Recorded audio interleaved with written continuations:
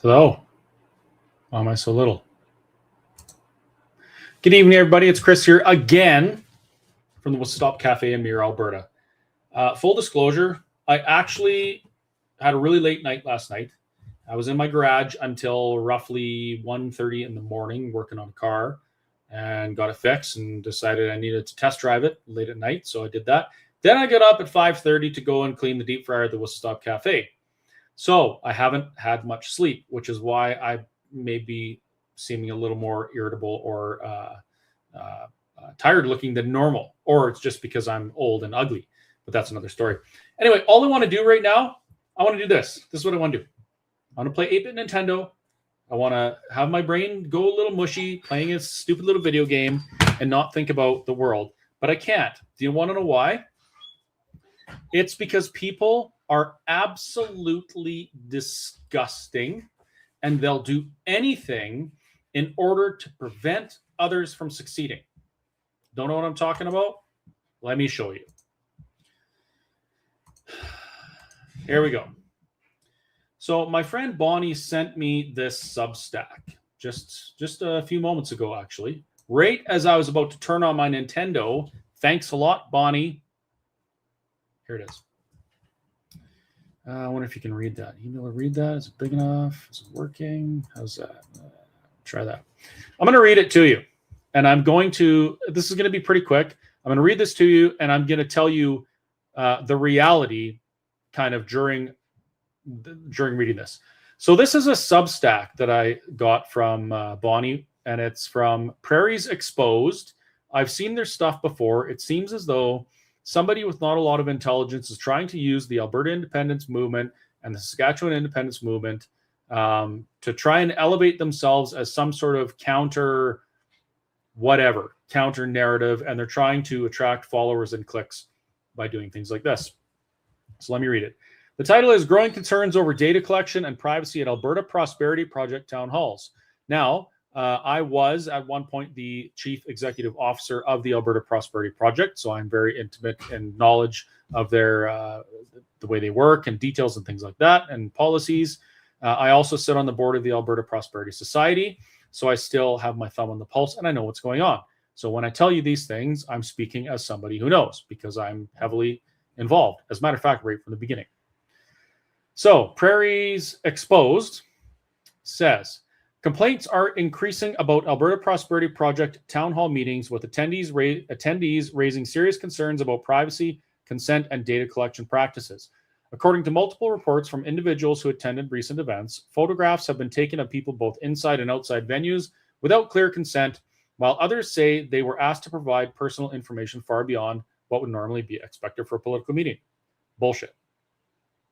Absolutely not. I have thousands and thousands and thousands of people following me on my social medias. I blog. I get responses to that. I have email lists.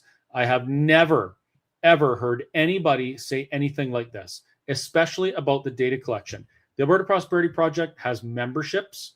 And when you get a membership, you give out your personal information because that's how you become a member. So you're categorized and you have contact deals and those types of things, of course. If you attend any public event, any event that's open to the public, unless it's explicitly said that it's private and there's no photography, anybody who wants can take your picture. That's the way it is. You can be walking down the street, someone can take your picture. They can do whatever they want with it, except for defame you, use it to harass you, things like that. But if they're doing it with no ill intent, it's not illegal. And if you have an issue with that, you can always approach somebody and say, hey, I really don't want my picture taken. And we've had some people do that. And then we make efforts to not do it. That's the way it is because we're polite, but there's nothing untoward about it. Several attendees claimed they were photographed upon arrival or while seated inside town halls without being informed how the images would be used, stored, or shared. Others allege that photography also occurred in public areas outside the venues, creating discomfort among those who did not wish to be publicly associated with the movement. If you don't want to be publicly associated with the movement, why would you be at an event held by the movement? Nobody needs to ask your permission to use your picture. Nobody needs to tell you how that picture is going to be stored or shared. It is not a requirement. It's not a law. This is complete fear mongering from someone who disagrees with Alberta independence. You know how I know that? Because now they post our upcoming event poster, which is going to be at the Lincoln Hall in Lacombe County on January 6th at 7 p.m. I'm one of the speakers there, and I will also be live streaming and recording my speech. So I hope to see you there. But the purpose of this Substack is not to alert people to the dangers of their picture being taken. Otherwise, they'd probably be upset about the mass surveillance happening in every Canadian city by the cities and the governments. Your face is everywhere, or pardon me, there's cameras everywhere in cities, and your face is on those cameras no matter where you go. But this guy or girl or combination or mixture of two never says anything about that. They're just concerned about the Alberta Prosperity Project meetings, and they're trying to create fear so that people don't go. While photography in public spaces can be legal, no, it is absolutely legal. Under certain circumstances, no, it's just legal. They didn't need to put that part. Privacy advocates note that political events introduce heightened sensitivities, particularly when images may be used for promotional, fundraising, or targeting purposes. There's no law against that. As a matter of fact, what did ChatGPT say? I'm going to see if it's up here. ChatGPT tells me that consent may be required when photos are used for selling products. The subject is in a place with a reasonable expectation of privacy. The image is used in a defamatory way. The subject is a minor and context matters, or the photography crosses into harassment or stalking. Other than that, it's not that it may be legal. It is absolutely legal.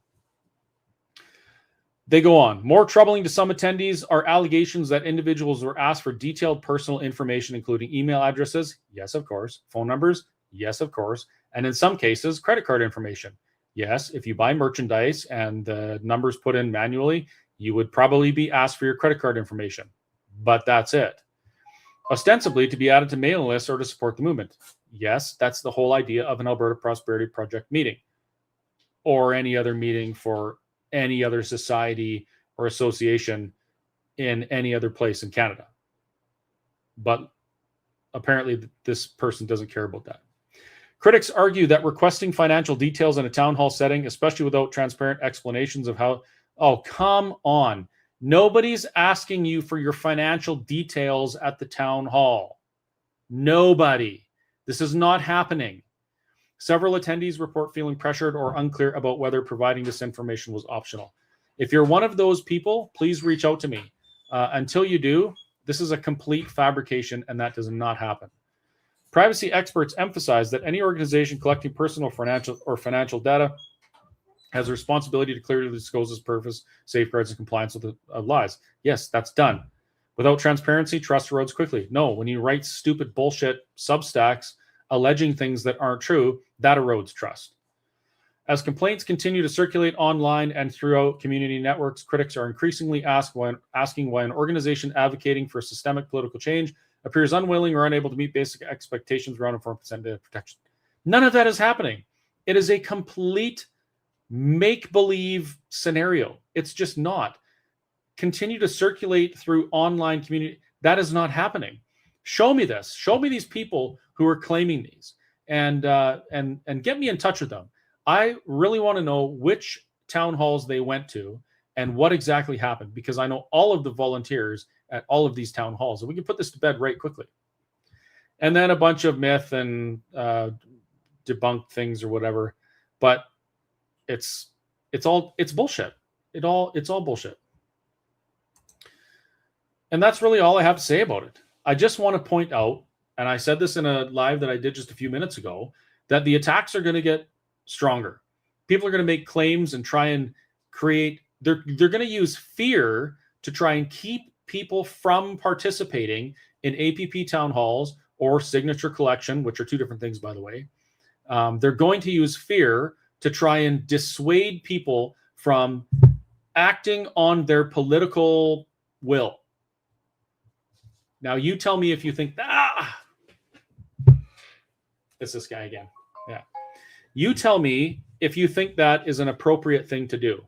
These people, like Prairies Exposed, would be reduced to a steaming pile of goo on the floor if they debated any of the leadership within the Alberta Prosperity Project on the merits and benefits of Alberta independence. They cannot debate on the facts. So instead of that, they want to stop the conversation and prevent you from hearing it at all. That is the only way they can win. The only way they can win is to cheat. But we're going to make this. What are we going to do, Ross? We're going to make it too big to rig. Ross says we're going to make it too big to rig. And we're going to win. We're going to have an Alberta independence referendum in next year sometime. We're going to win that. And this province is going to be an independent nation. And we're going to chart our own course into the future. We're going to have massive tax cuts. We're going to be the grown-up neighbor that the United States actually wants to trade with. And we're going to be the slap in the face from reality that the rest of the provinces need to stop down the woke path to manage decline that they're on right now. But those that benefit from this stuff, that don't want this to happen, they're going to be kicking and screaming, and they're going to be putting out things like this constantly. So please, if you see something like this, get me the information. I'll talk about it. I'll debunk it online, live, whatever. I've got some stuff in the works right now where I've been paying quite close attention to breakdown.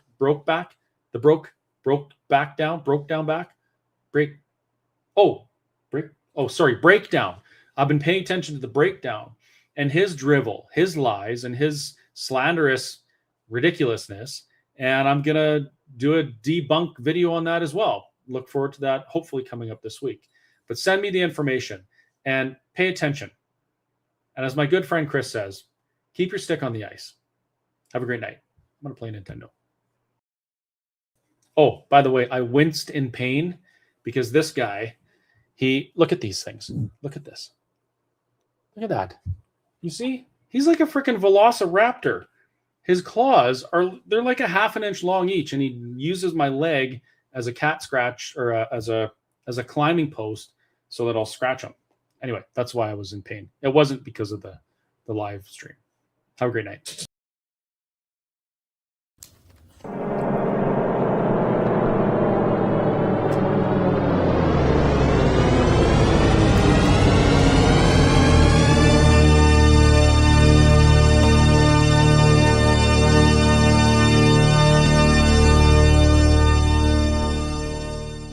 Meow! Viva Alberta!